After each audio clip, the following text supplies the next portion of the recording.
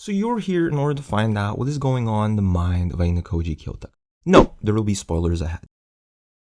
So if you don't want to get spoiled, click off of the video now, since this will mostly be based on year 1 up until volume 7.5 in the light novels, due to the fact that season 2 will only be covering up until volume 7. So let's get started, shall we?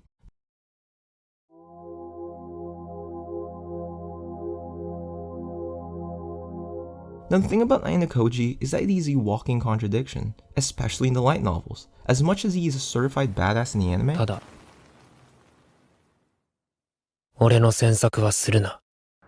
in the novels, he has times where he just says something and does the complete opposite of what he's saying and thinking.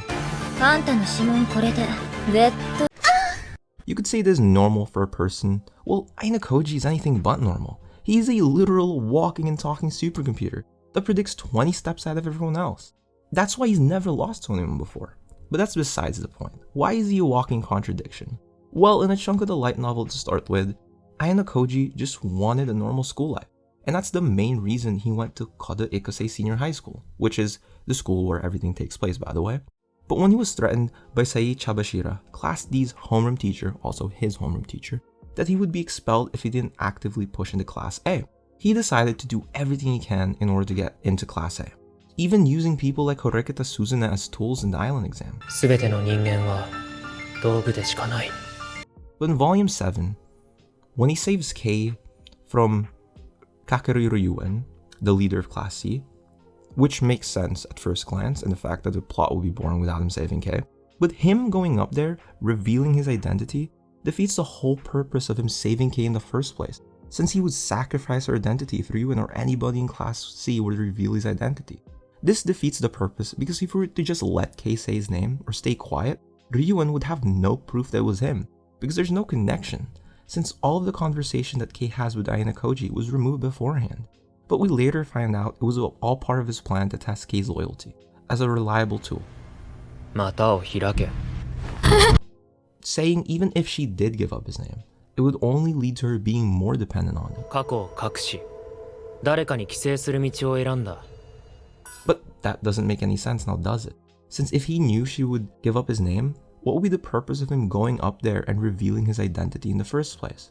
Now I say this is a contradiction to his previous actions, because the important part of this is that he took a big risk that he didn't need to take for himself. Unlike before, when he used Rikita, someone who literally could have died from a fever. But that was all fair and war, because he did that in order to protect himself, and that was the best course of action he thought of. It also shows because in volume 7, his mental state changes, even calling Kei and extending the conversation, almost like he wants Kei to say that he still needed, or for him to keep that connection with her. Even the part where the former student council president, Horekita Manabu, asks help from Ayanokoji, he still decides to ask for Manabu's number, and not give him a clear answer whether he'll help or not. Almost unsure of himself, or to do something about Kei's situation. Now an important thing to note here is that even though I said he's a walking contradiction, this only applies to Kei as of volume 7.5. And this is where I use my head to think why he would do this. Well, the first thing I can think of was maybe that it was because they are similar in a sense. Now you might be thinking, how are they similar? One is a guy that was born and raised in a super soldier program, and the other was a bullied middle schooler. But there's a very big similarity these two share. And that is their isolation in childhood. Kei for being bullied, which tends to get you isolated, and Ayanokoji for his excellence, and the influence of the White Room, where the children there are nurtured to be independent individuals by competing with each other. Also, Kei is the only person Ayanokoji can reveal his true identity to, mostly his emotions and feelings.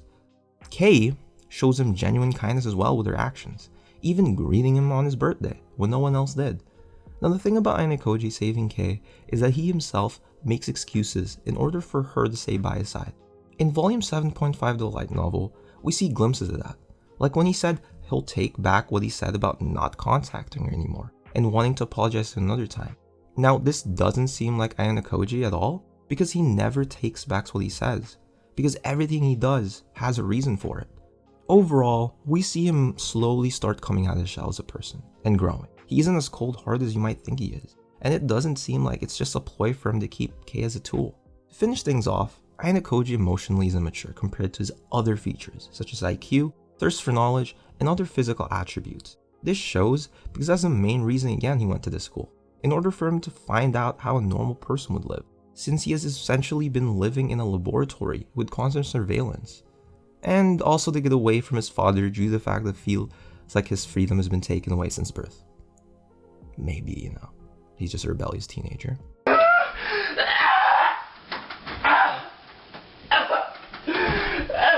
He may have everything he needs to succeed, but without the emotional matureness to go with this, he'll only be an empty shell. And that's what makes his character feel human, because he's growing before our very eyes.